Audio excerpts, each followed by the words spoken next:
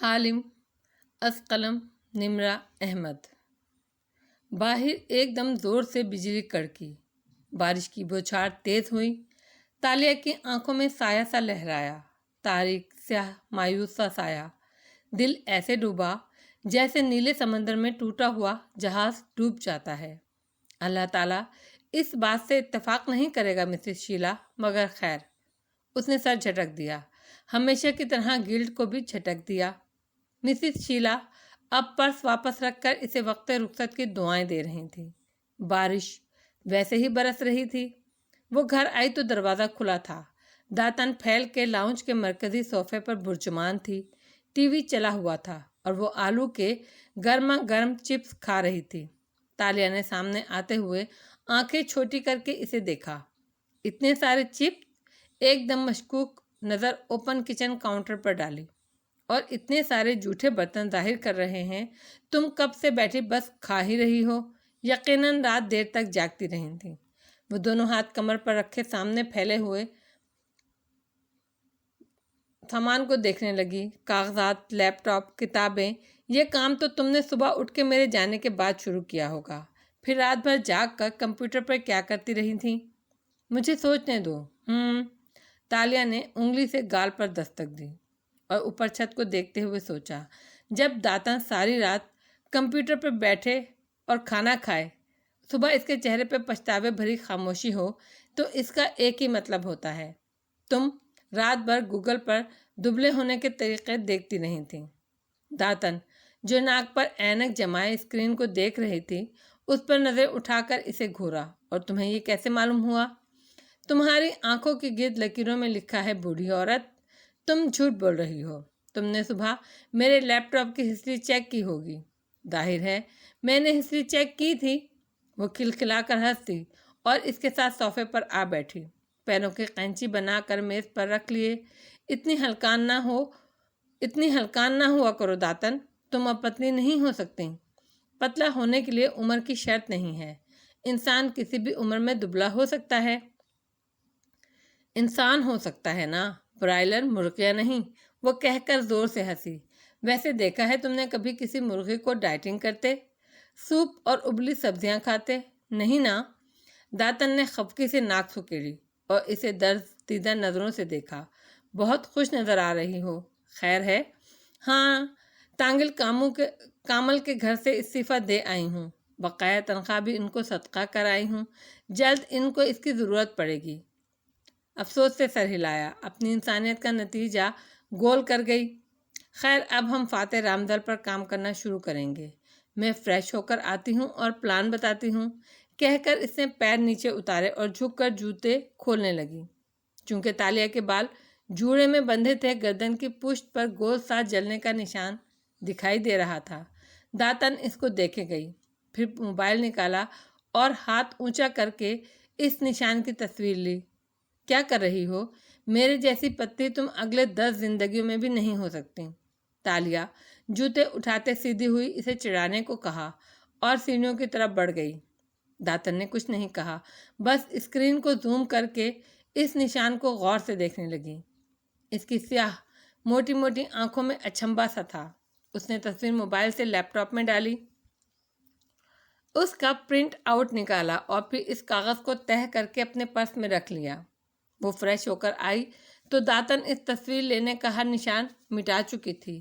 تالیہ نے گیلے سیاہ بال تولیے میں لپیٹ رکھے تھے اور پیروں میں سلیپر پہن رکھے تھے۔ وہ سامنے والے صوفے پر آلتی بالتی مار کر بیٹھی اور بولی، تو کیا ہم جانتے ہیں فاتح رامدل کے بارے میں؟ فاتح رامدل جس کے نام کے ساتھ وان لگتا ہے، اور تم جانتی ہو تالیہ، وان ملائیشیا میں ان لوگوں کے ناموں کے ساتھ لگتا ہے جو اوپر سے شاہی خاندان میں سے تھے، مگر پھر کسی ایک نے کسی عام آدمی سے شادی کر لی تو اس کی نسل میں ملاوٹ ہو گئی۔ KL کی سڑک پر وہ سیاہ لمبی کار دوڑ رہی تھی اور پچھلی سیٹ پر بیٹھا فاتح کھڑکی کے باہر دیکھ رہا تھا۔ آنکھیں پرسوچ انداز میں چھوٹی کر رکھی تھی اور مسلسل تھوڑی کو انگوٹھے سے رگڑ رہا تھا۔ فرنٹ سیٹ پر تابیداری سے بیٹھا ایڈم گاہے بگاہے آئینے میں اپنے مالک کو دیکھ لیتا تھا، عارضی مالک کو۔ اس نے سوچ کی تصحیح کی، فاتح کم عمری میں اپنے والدین کے ساتھ امریکہ چلا گیا تھا۔ اس کو وہاں کی شہریت بھی مل گئی تھی، مگر وہ کبھی ملک سے کٹا نہیں۔ چھٹیوں میں تہواروں پہ وہ KL آ جاتا تھا۔ لوگ کہتے ہیں وہ وہاں کالج میں کافی مقبول تھا۔ یوں کرو، کار موڑ لو۔ کھڑکی سے نظریں ہٹائے بغیر فاتح نے ڈرائیور کو مخاطب کیا تو وہ چونکا۔ سر، ہم پارلیمنٹ نہیں جا رہے؟ اس کے وقت کا ایک ایک منٹ ڈائری میں لکھا ہوتا تھا۔ ایسے میں یہ تبدیلی، شمس کے گھر کی طرف چلو۔ مگر سر، کیا آج آپ سیشن اٹینڈ نہیں کریں گے؟ ڈرائیور نے فکرمندی سے پوچھا۔ راستے سے پھول بھی لیتے چلو، شمس بیمار ہے کچھ عرصے سے۔ اوکے سر، میں پولیٹیکل سیکریٹری کو انفارم کر دوں گا، آپ سیشن اٹینڈ نہیں کریں گے۔ ایڈم نے جلدی سے فون نکالا۔ سیکریٹری دوسری کار میں آ رہا تھا۔ گلاب مت لینا، شمس کو اس سے الرجی ہے۔ کچھ اور لینا۔ وہ کھڑکی سے باہر دور نظر آتی اونچی عمارتوں پر نظریں جمائے بولا تھا۔ ایڈم گہری سانس لے کر رہ گیا۔ اتنا تو وہ پچھلے 30 گھنٹوں میں سمجھ چکا تھا کہ اس کا عارضی مالک بات کا سیدھا جواب نہیں دیتا۔ فاتح نے 2 دفعہ اسٹیٹ اٹارنی کا الیکشن لڑا اور دونوں دفعہ ریاست کے لوگوں نے اسے منتخب کر کے آفس میں پہنچایا۔ وہ امریکہ میں کافی مقبول تھا۔ اس کا ریکارڈ شاندار تھا، ایماندار آدمی، سچا، کھرا۔ مگر وہ سب چھوڑ کے ملائیشیا واپس آیا، یہاں کی سیاست میں حصہ لینا شروع کیا۔ کار اب بھی سڑک پر دوڑ رہی تھی۔ وہ ہنوز باہر دیکھتے ہوئے کچھ سوچے جا رہا تھا۔ ڈرائیور اور باڈی مین اپنے اپنے فونز پر لگے تھے۔ سیکریٹری کو اطلاع، شمس صاحب کے آفس میں اطلاع، پروٹوکول، سیکیورٹی انتظامات، افراتفری سی مچ گئی تھی۔ وہ 2 دفعہ ممبر پارلیمنٹ منتخب ہوا اور ان 10 سالوں میں اس نے اپنے حلقے کے لیے بہت کچھ کیا۔ اس نے علاقے کو صاف کیا، وہاں بہترین اسکولز بنوائے، بہترین ہسپتالوں کا انتظام لایا، سیکیورٹی بہتر کی۔ لوگ اس سے خوش ہیں، مگر کوئی نہیں خوش تو اس کی اپنی پارٹی ہے۔ کار اب ایک پھولوں کی دکان کے سامنے رکی ہوئی تھی۔ وہ ابھی تک باہر دیکھتے ہوئے گہری سوچ میں گم تھا۔ جیب میں رکھا موبائل وقفے وقفے سے تھر تھراتا تھا، مگر وہ ادھر متوجہ نہیں تھا۔ وہ کچھ سوچ رہا تھا۔ اس کی صاف کوئی نے جہاں بہت سے دوستوں کو ناراض کیا، وہاں حد سے زیادہ بے نیازی امیر لابیز کو اسے دور کر کے اشر کے قریب لے گئی۔ اشر اس کی بیوی کا بھائی ہے، میٹھی چھری جیسا، ہر وقت ہنستا مسکراتا ہوا، ایک نمبر کا دوغلا اور ایمبیشس انسان۔ اشر نے اپنے آبنگ کے نام پر لوگوں سے قرضے لیے، فیورز مانگے۔ یہ نہیں کہ فاتح ان کو ادا کرے گا، بلکہ یہ کہ اس طرح میں آپ کو فاتح سے قریب کر دوں گا۔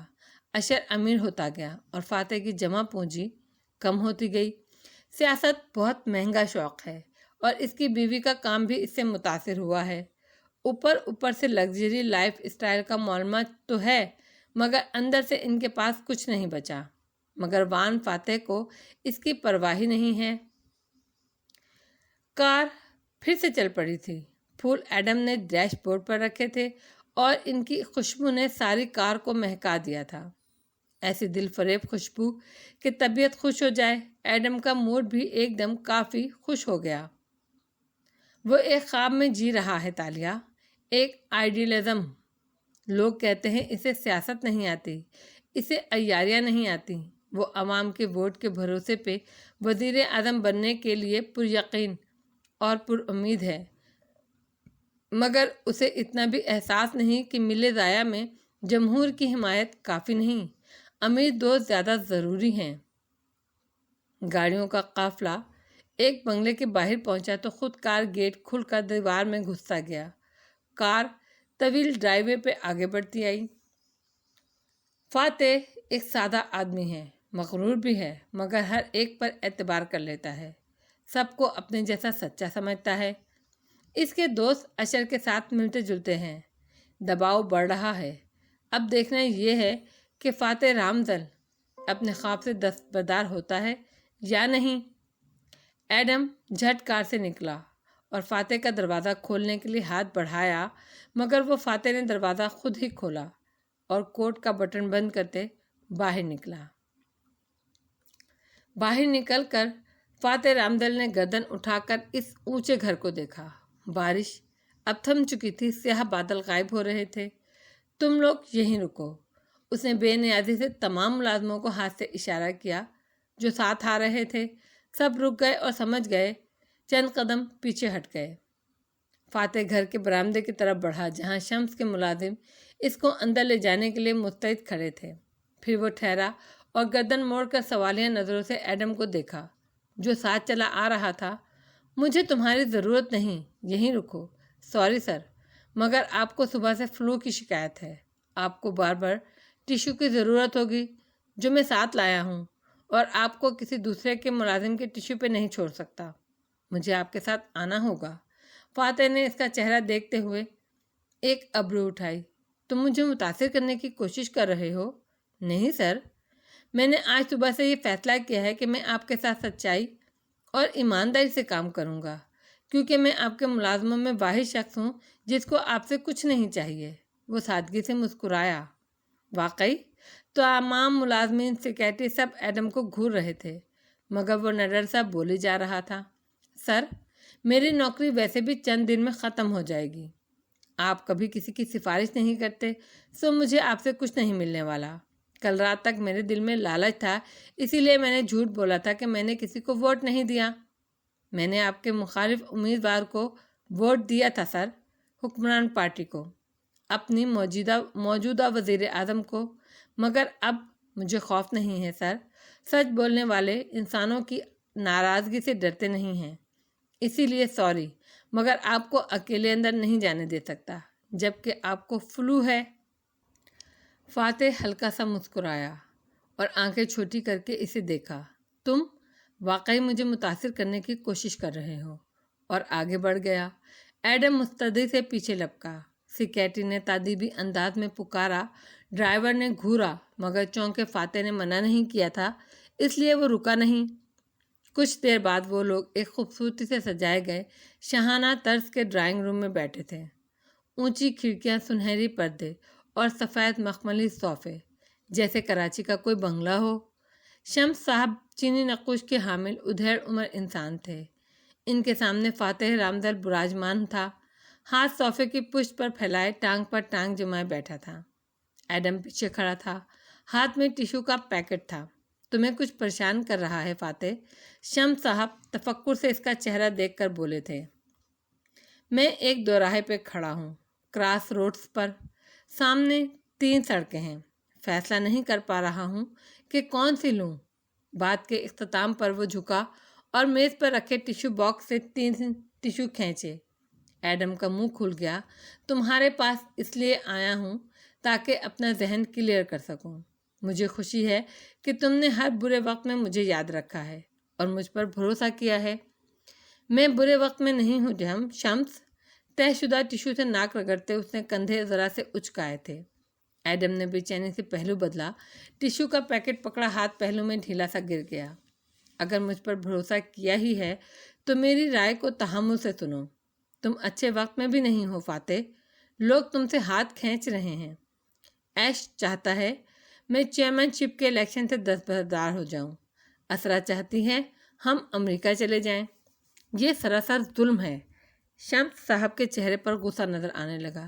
چیئرمین بننے کا اگر یہ درست وقت نہیں ہے تو وہ الگ بات ہے، لیکن ملک چھوڑنا، اپنی سیاست چھوڑ کر کسی لانگ لیزرڈ کی طرح ریٹائرمنٹ گزارنا، یہ تمہاری شان کے خلاف ہے۔ فاتح نے اسی سادگی سے دوسرا ٹیشو طے کرتے ہوئے پوچھا، تمہارے خیال میں مجھے کیا کرنا چاہیے؟ سیاست درمیانی راستے کا نام ہے، مفاہمت کا، بات چیت سے مسائل حل کرنے کا۔ وہ سمجھداری سے کہہ رہے تھے۔ وہ ٹیشو مٹھی میں دبائے، آنکھیں چھوٹی کر کے ان کو غور سے دیکھتا رہا۔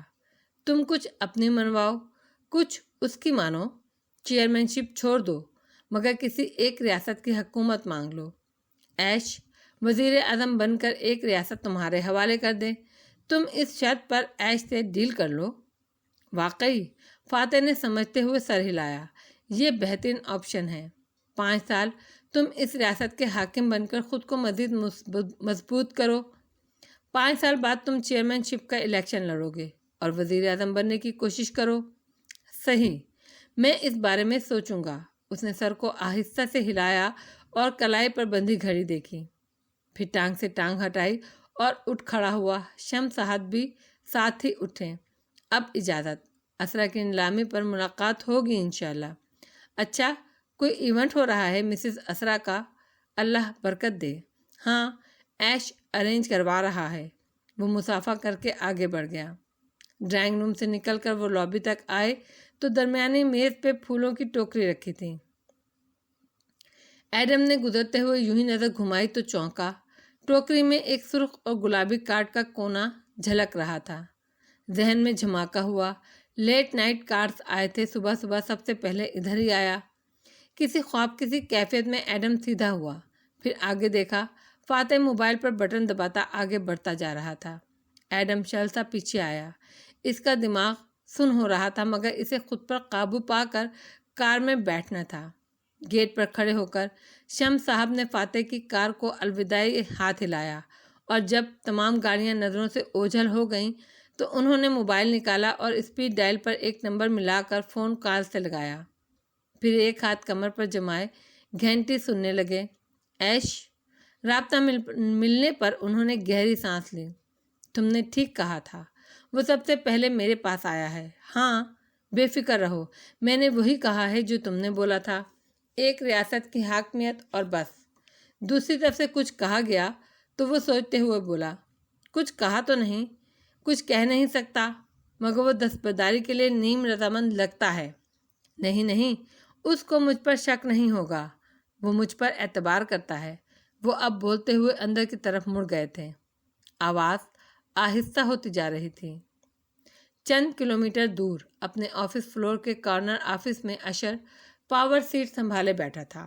ٹیک لگائے وہ فون کان پر جمائے مسکرا کر سن رہا تھا۔ گڈ، مجھے معلوم تھا وہ کبھی بھی امریکہ نہیں جائے گا۔ ہم نے اس کو موت دکھا کر بخار پر راضی کرنا ہے۔ وہ مجھ سے جلد ہی ایک ریاست کی بات کرے گا اور میں اس کا مان رکھ لوں گا۔ وہ سمجھے گا سارا آئیڈیا اسی کا ہے۔ کال بند کر کے اس نے اپنے چیف آف اسٹاف کو بلایا۔ جیسے ہی وہ اندر آیا اس نے دیکھا کہ اشر سنجیدہ سپاٹ سا بیٹھا ہے، چہرے پر بے رحمی بھری سختی اور ماتھے پر بل ہیں۔ عرب امیر زادے کا بندوبست کر لیا ہے؟ اس نے سرد آواز میں پوچھا۔ یس سر، سارے کاغذات پکے ہیں۔ مسز اشرا کو شک بھی نہیں ہوگا کہ جس عرب امیر سے وہ ملنے جا رہی ہیں وہ ایک اداکار ہے، اور پینٹنگ اسی شیخ کے ملازم سے اس کے گھر سے اٹھوائی ہے۔ لیکن اصل شیخ صاحب اس کو مس نہیں کریں گے، کیونکہ چند سال قبل جب زخمی ہرن کی پینٹنگ چوری ہوئی تھی تو چور ہمیشہ کی طرح ایک نقلی پینٹنگ چھوڑ گئے تھے۔ بہت مہارت سے بنائی گئی ہے وہ۔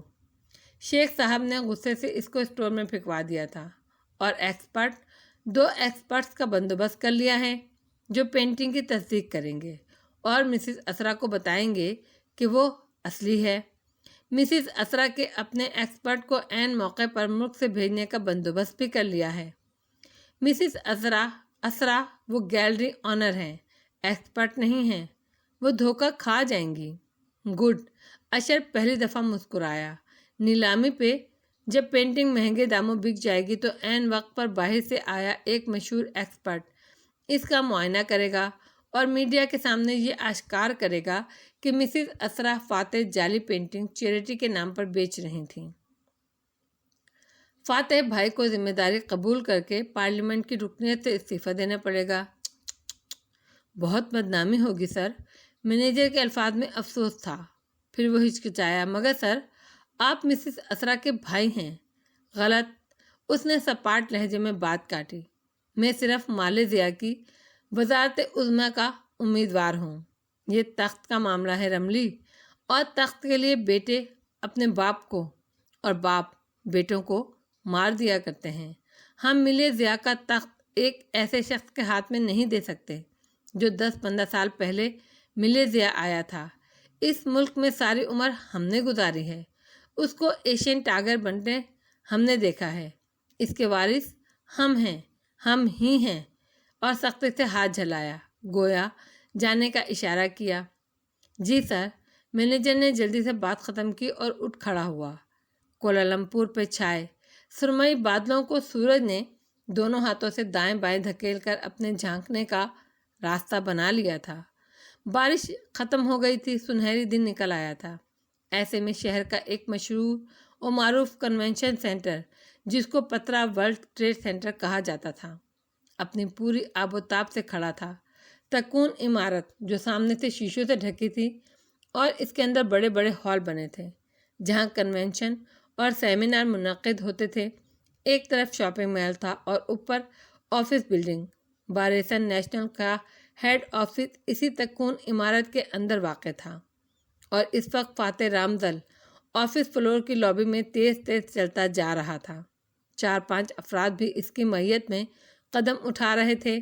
ایڈم بالکل خاموش تھا۔ ذہن کے پردے پہ باری باری ٹوکری سے جھلکتا کارڈ آتا تھا۔ فاتح رامزل اس سے چند قدم آگے تھا۔ سیکیٹری باڈی گارڈز کی موجودگی کے باعث وہ اس کے قریب نہیں جا پا رہا تھا، اور پھر راستے میں اسے دیکھ کر رک جاتے تھے لوگ، جن کو وہ مسکرا کر ہاتھ ماتھے پر لے جا کر سلام کہتا اور آگے بڑھ جاتا تھا۔ سر، مجھے آپ سے بات کرنی ہے، ایڈم نے پیچھے سے اسے پکارا، مگر فاتح نے اسے ایک نظر بھی نہیں دیکھا۔ البتہ پولیٹیکل سیکریٹری ایڑیوں پر گھوما اور غصے سے اسے گھورا۔ ایڈم، تم مجھ سے ملو کچھ دیر تک، مجھے لگتا ہے عبداللہ نے تمہیں مینرز نہیں سکھائے۔ ایڈم خاموش ہو گیا۔ فاتح آفس میں چلا گیا تو وہ باہر بیٹھ گیا۔ جیسے ہی پولیٹیکل سیکریٹری کسی کام سے باہر گیا، وہ تیزی سے دستک دے کر آفس میں داخل ہوا۔ اندر بلائنڈرز کھلے تھے، روشنی میں کمرہ نہایا ہوا لگتا تھا۔ فاتح نے کوٹ اتار کر اسٹینڈ پر لٹکا دیا تھا اور خود پاور چیئر پر بیٹھا اینک لگائے چند کاغذات دیکھ رہا تھا۔ آہٹ پر بھی متوجہ نہیں ہوا۔ سر، ایڈم سنجیدگی سے کہتا سامنے آیا۔ دل زور زور سے دھڑک رہا تھا۔ محتاط سا کن اکھیوں سے دروازے کو بھی دیکھ لیتا کہ کہیں سیکریٹری واپس نہ آ جائے۔ کیا میں آپ سے ایک بات کہہ سکتا ہوں؟ میں نہیں جانتا لوگ سوال پوچھنے کی اجازت کیوں طلب کرتے ہیں، جبکہ انہیں جواب میں صرف ہاں ہی سننا ہوتا ہے اور اجازت کی انہیں پرواہ نہیں ہوتی۔ وہ اپنی ڈائری کے صفحے پلٹتے ہوئے مصروف انداز میں بولا تھا۔ اسے بہت سے کام کرنے تھے، وہ ملک کے مصروف ترین لوگوں میں سے تھا۔ ایڈم کا حلق سوکھنے لگا۔ سر، آپ شمس صاحب کے پاس گئے اور ان سے اشرف صاحب کے بارے میں مشورہ طلب کیا، وہ جلدی جلدی کہنے لگا۔ فاتح اب سیل فون اٹھا کر کوئی چیز ڈائری کے صفحے سے ٹیلی کر رہا تھا۔ انہوں نے یہ ظاہر کیا کہ وہ آپ کے دوست ہیں اور یہ کہ انہیں مسز اسرا کے ایونٹ کے بارے میں معلوم نہیں، مگر اشرف صاحب نے صبح کہا تھا وہ کارڈ سب سے پہلے آپ کی طرف لائے ہیں، مگر ایک کارڈ شمس صاحب کے گھر میں بھی پڑا تھا۔ شمس صاحب کا گھر اشرف صاحب کے گھر کے قریب ہے۔ اگر وہ پہلے ان کو کارڈ دے کر آئے ہیں تو یقیناً دونوں کی دوستی گہری اور فارمیلٹیز سے پاک ہے۔ مگر ایڈم کو لگا وہ سن نہیں رہا، اس کی ٹانگیں ہولے ہولے کانپنے لگیں۔ مجھے لگتا ہے سر، آپ غلط آدمی پر بھروسہ کر کے اس سے مشورہ لے کر آئے ہیں، وہ آپ کے ساتھ مخلص نہیں ہیں۔ فاتح کے چلتے ہاتھ رک گئے۔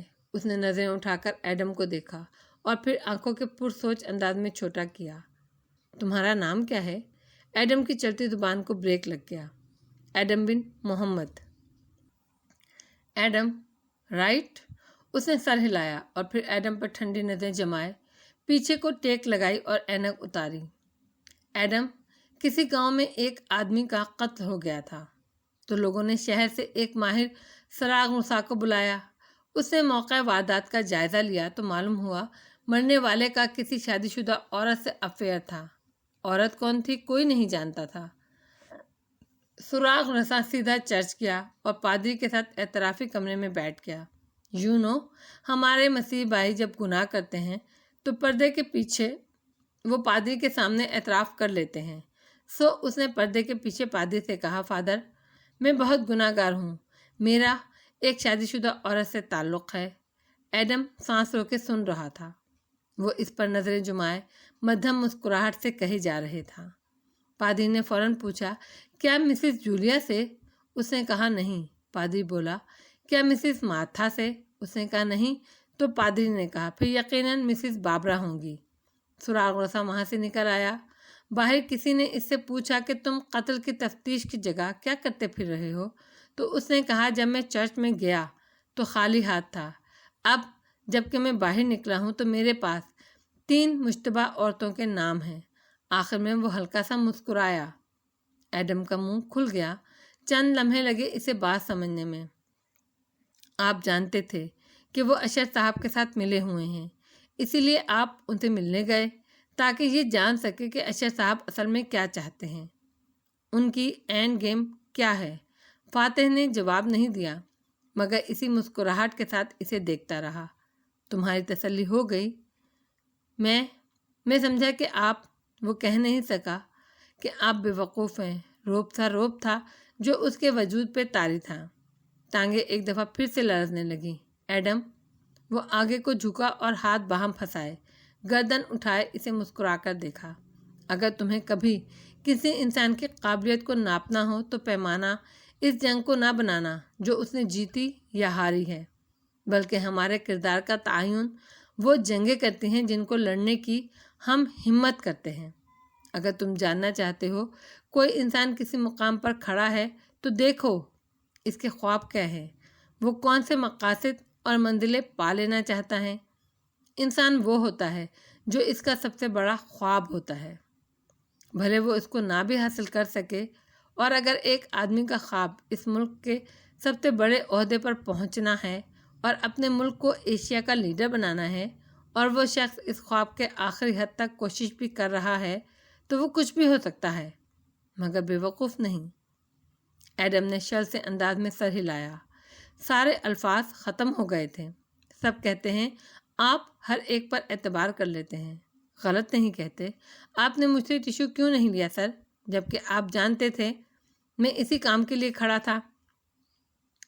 एडम, तुम्हें वाकई लगता है फातिह बिन रामदल किसी पर डिपेंडेंट कर सकता है? हैरत भरी मुस्कुराहट के साथ उसने फिर से ऐनक लगाई और डायरी की तरफ मुतवज्जा हो गया। एडम खामोशी से बाहर निकल गया। वो आज पहली दफ़ा फातिह रामदल से मिला था। उसका दिल एक अजीब खुशगवार हैरत से भर गया, मगर फिर दिल पर एक बोझ सा आ गिरा। 11 दिन में ये ड्यूटी ख़त्म हो जाएगी। वो कभी इससे यूं फिर नहीं मिल सकेगा।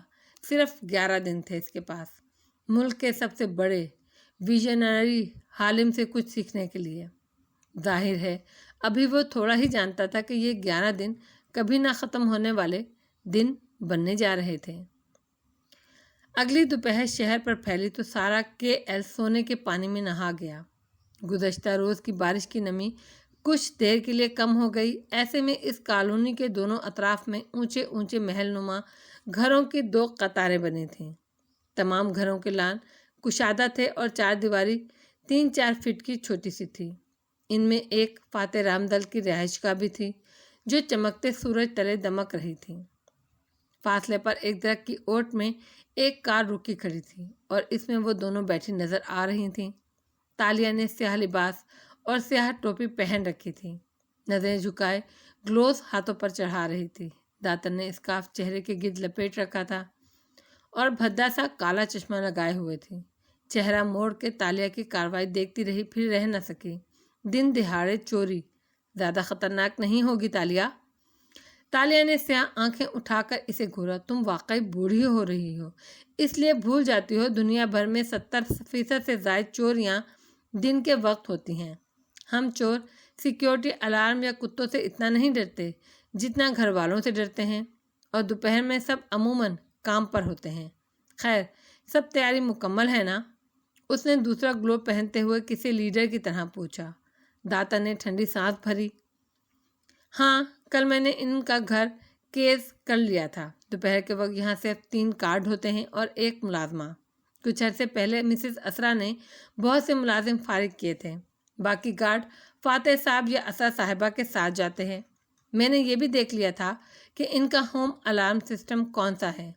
काश तुम हैकर होती और हम इतने तरद्दुद करने के बजाय सिक्योरिटी सिस्टम को सिर्फ हैक कर लिया करते। अब के दातन ने इसे घूरा। अव्वल तो ये कि हैकर बनना आसान नहीं होता, दूसरा ये कि इसकी ज़रूरत भी नहीं, क्योंकि एक बच्चा भी किसी का होम अलार्म बंद कर सकता है। चंद फीट के फासले से भी मैं इस आम से जैमर का एक बटन दबाऊंगी और इनका अलार्म जैम हो जाएगा। और सिक्योरिटी कैमरे वो वाईफाई पे हैं, मैं दूसरे जैमर से वाईफाई जैम कर दूंगी। फिर मैं दरवाजे पर जाकर फातिह रामदल की नाराज़ वोटर बनकर धरना दूंगी। चारों मुलाजिम इकट्ठे हो जाएंगे और मुझे भगाने की कोशिश करेंगे। तुम कोने से दीवार फलांग कर अंदर चली जाना। फिर वह इन घरों को देखकर ठंडी आह भर कर बोली, क्या तुम्हें इन अमीर लोगों पे तरस नहीं आता तालिया, जो ये तक नहीं जानते कि इनकी सिक्योरिटी कंपनीज अभी तक 90 की दिहाई वाली अलार्म टेक्नोलॉजी इस्तेमाल कर रही हैं। ये इन बेचारों के साथ कितना बड़ा धोखा है। मेरा ख्याल है हमें यहाँ हर एक घर में चोरी करनी चाहिए ताकि इनके अलार्म की असलियत खुलकर इनके सामने आ जाए। ये इन पर कितना बड़ा एहसान होगा, है ना? मगर तालिया नहीं हंसी। उसका जहन बटा हुआ था। टोपी से बाल अच्छी तरह ढांके, गिलासेस आंखों पर चढ़ाए, वो कलाई पर बंधी घड़ी देख रही थी। एक एक लम्हा प्लान के मुताबिक इस्तेमाल करना था। मैं तैयार हूँ, सिग्नल जाम करो। लियाना साबरी का इस कॉलोनी पर पहला एहसान, मगर यकीनन ये आखिरी नहीं होगा। लियाना उर्फ दातर ने बहुत फयादी से बटन दबा दिया। तालिया की नज़रें घर के गेट पर जमी थीं, जहाँ सिक्योरिटी गार्ड स्याह सूट और टाई में मलबूस खड़ा फ़ोन पर बात कर रहा था। अलार्म, वाईफाई सब हो गए जाम, अब तुम जा सकती हो और मैं भी। दातन दरवाज़ा खोलने लगी, मगर तालिया ने इसके घुटने पर हाथ रखा। 1 मिनट। उसकी चौकन्नी नज़रें गार्ड पर जमी थीं। वो कॉल के दौरान एकदम फ़ोन कान से हटाकर देखने लगा, फिर जल्दी से उसे कान से लगाया और शायद अलविदाई कलमात कहकर फ़ोन बंद किया। फिर स्क्रीन पर उंगली फेरता अंदर को भागा। क्या हुआ? कुछ गलत है दातन। वो सांस रोके बिना पलकें झपके देख रही थी। जैसे ही वो अंदर गायब हुआ, घर का अलार्म बजने लगा। अगले ही लम्हे वो गार्ड दूसरे 2 गार्ड के हमरा बाहर आता दिखाई दिया। सब इधर उधर देख रहे थे, पिस्तौल निकाल रहे थे। निकलो यहाँ से जल्दी। इसका फिक्र मुकम्मल ही नहीं हुआ था कि दातर ने गाड़ी चलाई और मोड़ काट लिया। वो कॉलोनी के सिरे पे थी, इसलिए गार्ड की निगाहें नहीं पड़ी थीं। अलार्म कैसे बजा? दातन हक्का बक्का थी। ये पहली दफ़ा हुआ था। इनके अलार्म सिस्टम में जामर से बचाव के लिए कोई जामिंग अलार्म था। अगर कोई सिग्नल जाम करने की कोशिश करे तो गार्ड को टेक्स्ट मैसेज पर अलर्ट आ जाएगा और फिर वो खुद अपने हाथ से अलार्म ऑन करके चोर की तलाश में दौड़ते हैं। मालूम होता है इन अमीर लोगों को तुम्हारे एहसान की ज़रूरत नहीं है, लियाना साबरी। हाँ, दातन ने मुंह फैला लिया। वो शदीद खफा नज़र आ रही थी। हमने इनको अंडर एस्टिमेट किया। अब हम क्या करें? डोंट वरी तालिया, तालिया के पास बहुत से प्लान हैं। वो ग्लोव उतारते हुए आराम से बोली थी। ड्राइव करती दातन ने घूर कर इसे देखा। मगर हम इनका अलार्म नहीं बंद कर सकते, यानी हम इनके घर तक नहीं जा सकते जब तक वो खुद हमें इनवाइट नहीं करें। हाँ, और अब वो हमें खुद इनवाइट करेंगे। उसने टोपी उतारी, बैग में फेंकी। स्याह बाल किसी कस के जूड़े में बंधे नजर आ रहे थे। धुला धुलाया निखरा हुआ चेहरा गहरी सोच में डूबा लगता था। मगर कैसे? जानती हो एक बेहतरीन कोम गेम कैसे खेली जाती है? कौन का लफ्ज़ कॉन्फिडेंस से होता है। हमें देखना होता है हमारे शिकार को किस चीज़ पर एतबार है, अंधा एतमाद। मगर कुछ कॉन गेम्स में हम ये देखते हैं कि हमारा शिकार किस चीज़ से सबसे ज़्यादा डरता है। और तुम्हें पता है लाहौर और मलेशिया के लोग सबसे ज़्यादा किस चीज़ से डरते हैं? पुलिस से नहीं, नहीं दातन, डेंगी से। राइट। दातन ने गहरी सांस लेकर सर हिलाया। The dinghy scam. अगली सुबह जब इस कॉलोनी पर उतरी तो एक लड़की बाईसाइकिल चलाती सड़क पर आती दिखाई दी। उसने हाथों में बारीक दस्ताने चढ़ा रखे थे। चेहरे पर सब्ज रंग का डस्ट मास्क था और चेहरे पर पी कैप। साइकिल की टोकरी में अखबारों के रोल पड़े थे, जिनको वो एक एक करके हर घर में उछालती जा रही थी।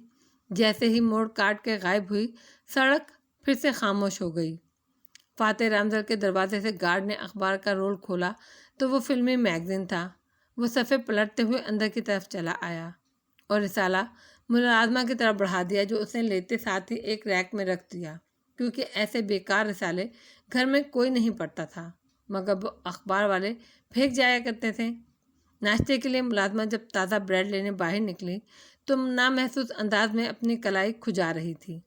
वो हर सुबह इसी बेकरी पर ताज़ा ब्रेड लेने आती थी, मगर आज वो शदीद कोफ्त में नज़र आ रही थी।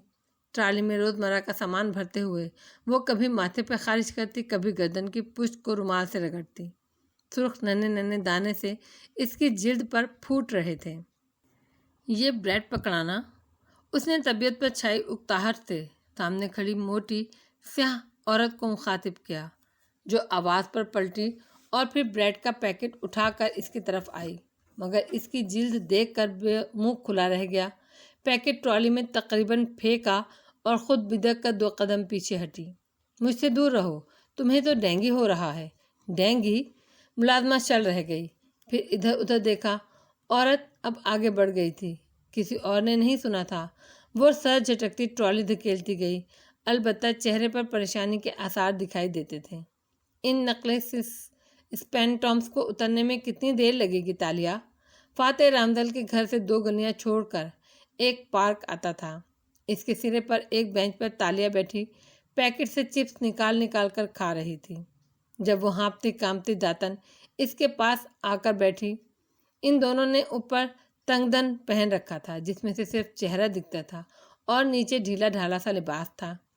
ایک دن، مگر بے فکر رہو، آدھی بیماری اللہ دیتا ہے تو باقی آدھی گوگل لگا دیتا ہے۔ جب یہ ڈینگی کو نیٹ پر سرچ کرے گی تو 2-4 مزید علامات بھی ظاہر ہونے لگیں گی جو ہمارے الرجک اسپرے کا حصہ ہی نہیں تھی۔ ملازمہ جس وقت ڈائننگ ٹیبل پر ناشتہ سرو کر رہی تھی، اس کا جسم بخار سے ٹوٹ رہا تھا، سر دکھ رہا تھا اور جلد پر سرخ دھبے ظاہر ہو رہے تھے۔ وہ موبائل پہ ڈینگی کو سرچ کر چکی تھی، اسے لگ رہا تھا وہ مرنے والی ہے۔ خاموشی سے اس نے ناشتہ اسرا کے سامنے لا رکھا، جو گہرے نیلے اسکرٹ بلاؤز میں ملبوس گیلری جانے کے لیے تیار بیٹھی تھی۔ گردن سے چپکی موتیوں کی لڑی اور کلائی میں تلائی بریسلٹ پہنے وہ سیل فون دیکھ رہی تھی جب کسی احساس کے تحت چونکی۔ تمہیں کیا ہوا ہے؟ میم، مجھے شاید ڈینگی ہو گیا ہے۔ واٹ؟ اسرا کی آنکھیں پھیل گئیں۔ کیسے؟ کب؟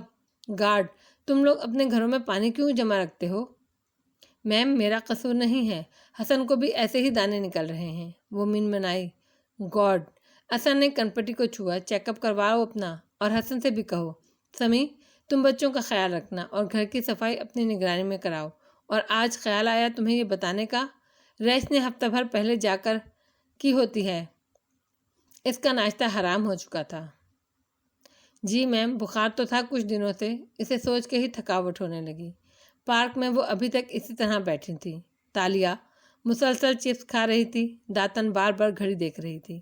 کتنا انتظار کرنا ہے مزید؟ چند منٹ مزید، وہ مسکرا کر بولی تھی۔ مسز فاتح اب تک پیسٹ کنٹرول فون کر چکی ہوں گی۔ چند منٹ گزرے اور پیسٹ کنٹرول کی ایک بڑی سی وین قریب سے گزری۔ تالیہ نے گردن موڑ کر دیکھا، سیاہ حجاب کے حالے میں اس کا چہرہ دمک رہا تھا اور لبوں پر مسکراہٹ تھی۔ وین کی ڈرائیونگ سیٹ پر بیٹھے چینی نوجوان نے اسے دیکھ کر صرف سر کو خم دیا اور وین روک لی۔ چلو، وہ تیزی سے اٹھی اور آگے پیچھے دونوں وین کی طرف بڑھ گئیں۔ وین کی پچھلی طرف سوار ہو کر انہوں نے اپنا تندرک اتار دیا۔ نیچے دونوں نے پیسٹ کنٹرول کا زرد یونیفارم پہن رکھا تھا۔ تالیہ نے اپنے بیگ سے ٹوپیاں اور ماسک نکال کر داتن کی طرف بڑھائیں۔ پچھلی طرف ایک ہی ورکر بیٹھا تھا جو ان سے واقف لگتا تھا۔ اس نے جلدی جلدی ان کو سلنڈر اور دوسری چیزیں تھمائیں۔ کوئی گڑبڑ نہیں ہونی چاہیے کیت، داتن نے روبدار آواز میں اسے گھورا تھا۔ یہ تیسرا اس کام ہے جو ساشا میں اور آپ کر رہے ہیں۔ پہلے کبھی گڑبڑ ہوئی ہے کیا؟ ہم پیسٹ کنٹرول میں نوکری ہی اس لیے کرتے ہیں تاکہ ڈینگی اس کام کر سکیں۔ اگر ہماری جگہ آپ جعلی ورکر لے کر آ جاتی تو بعد میں بھانڈا پھوٹ جاتا۔ اب ہمارا سارا کام لیگل ہے، وہ برا مان کر بولا تھا۔ اور سنو، داتن کہنے لگی تو تالیہ نے دبی آواز میں اسے ٹوکا۔ زیادہ باتیں نہیں کرو اس سے، موٹی، شرم کرو، میں تمہاری ماں کی عمر کی ہوں، غلط، تم میری دادی کی عمر کی ہو۔ چند منٹ بعد فاتح رامدل کے لان میں ورکر اسپرے کرتے نظر آ رہے تھے۔ اسرا بادل نوخاستہ رک گئی تھی مگر کار میں بیٹھی تھی۔ ملازم نگرانی پہ کھڑے تھے۔ ورکرز کا ہیڈ آصف اونچی اونچی ہدایت دے رہا تھا۔ سارے میں گھنی دھند پھیلی تھی۔ داتن لاؤنج میں اسپرے کروا رہی تھی۔ ایسے میں سب کو مصروف پا کر تالیہ دھند میں فاگ گلاسز کی مدد سے دیکھتی آگے چلتی آئی۔ وائی فائی جام کر دیا تھا اور ہوم الارم گارڈ نے خود ہی آف کر دیا تھا۔ کہا تھا نا وہ ہمیں خود دعوت دیں گے اب، تالیہ کان میں لگے ننھے سے آلے میں بولی۔ ایسا ہی ایک آلہ داتن کے کان میں بھی لگا تھا۔ اس نے لاؤنج کے پرلے کو کونے سے اسے اشارہ کیا۔ کوئی اس سے متوجہ نہیں تھا۔ تالیہ تیزی سے بیڈ روم میں گھس آئی۔ اندر آ کر اس نے گلاسز اتارے اور گردن گھما کر اطراف کا جائزہ لیا۔ سادہ کمرہ، سادے پردے، خالی دیواریں، بیڈ سائڈ ٹیبل پر رکھی ایک ننھی بچی کی تصویر اور ساتھ میں مسکراتا فاتح۔ تالیہ آگے آئی اور ڈریسنگ روم کی الماریاں کھولیں۔ مردانہ کپڑے ٹنگے تھے۔ یہ فاتح رامدل کا کمرہ تھا۔ بریسلیٹ تو مسز فاتح کے کلائی میں رکھتی ہیں، مگر ایک اینٹک تحفہ انہوں نے یقیناً الماری یا لاکر میں رکھا ہوگا۔ مگر تالیہ، تم تو کہہ رہی تھی فاتح نے تینگو کامل کے بیٹے کے منہ پر کہہ دیا تھا وہ سکہ اصلی نہیں ہے۔ ہاں، اصلی نہ صحیح قدیم تو ہے نا، کوئی اینٹک ایسے ہی پھینک تو نہیں دیتا، اور مسز اسرا جیسی آرٹ کلیکٹر تو بالکل بھی نہیں۔ اب وہ جلدی جلدی دراز کھول رہی تھی۔ مختلف خانے چیک کیے، پھر آخری الماری کھولی تو دیکھا سامنے کونے میں ننھا سا سیف نصب تھا۔ سیف کی حیت دیکھ کر وہ مسکرائی۔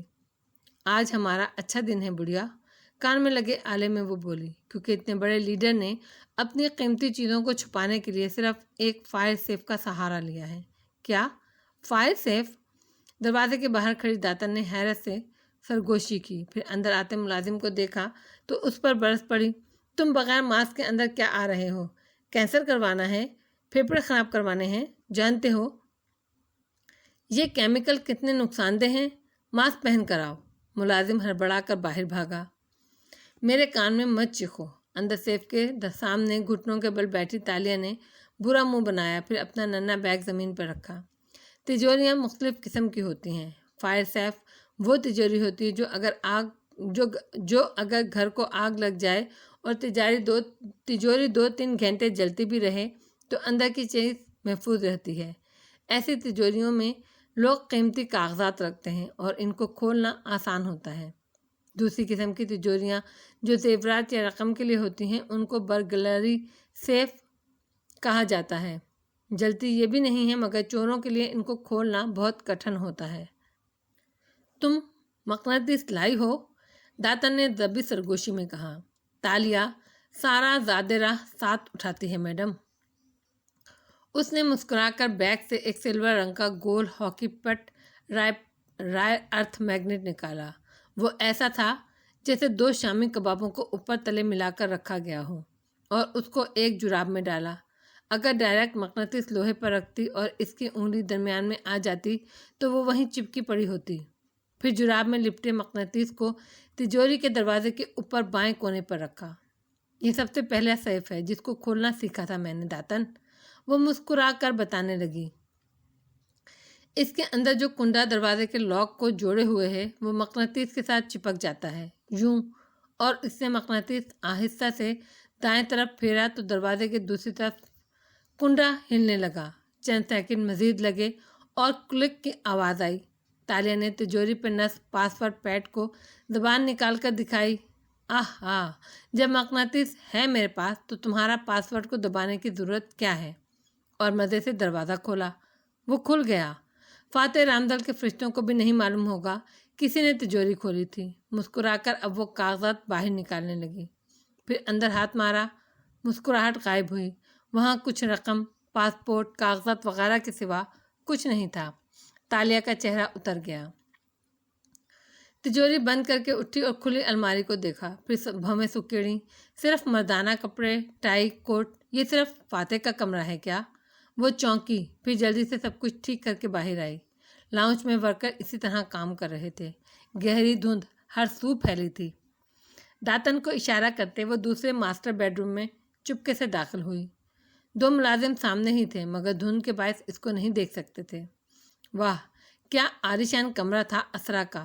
اونچے مخملی پردے، قیمتی پینٹنگز اور آرٹ ورک۔ ڈریسنگ ٹیبل پر سجی پرفیوم کی بوتلیں ستائشی انداز میں ادھر ادھر دیکھتی وہ سنگھار میں تک آئی۔ دراز کھولے، پھر وارڈروب کھولا، کوئی سیف نہیں تھا۔ بیڈ سائڈ ٹیبل چیک کی مگر بے سود۔ ٹھہرو، وہاں ایک ریموٹ پڑا تھا، یہ بلائنڈر کے ریموٹ جیسا تھا۔ اے سی کا تو نہیں تھا؟ تالیہ نے ریموٹ کا ایک پینٹنگ کی طرف اشارہ کیا اور بٹن دبایا۔ پینٹنگ آہستہ سے دائیں طرف ہٹی اور دیوار میں خانہ نظر آنے لگا۔ اندر یقیناً سیف تھا۔ وہ مسکرائی اور آگے بڑھی، مگر جیسے ہی قریب آئی مسکراہٹ پھیکی پڑی، دل دھک سے رہ گیا۔ جلدی کرو تالیہ، داتن اس کے کان میں شور ڈالے ہوئے تھی۔ داتن، اس کو اپنی آواز گہری کھائی سے آتی سنائی دی۔ سیف مل گیا ہے، مگر یہ TL30 سیف ہے، گروپ 2 کمبینیشن لاک۔ اس نے دروازے پہ لگے پہیے کو چھوا۔ اگر اس میں ڈرل سے سوراخ کروں تو دروازے کے اندر شیشے کی تہ ٹوٹ کر اس کو مزید مشکل طریقے سے لاک کر دے گی۔ مکے ماروں تو اسپرنگ ری لاک ہو جائے گا، آری سے کاٹوں تو 1 گھنٹے بعد دروازہ کٹے گا۔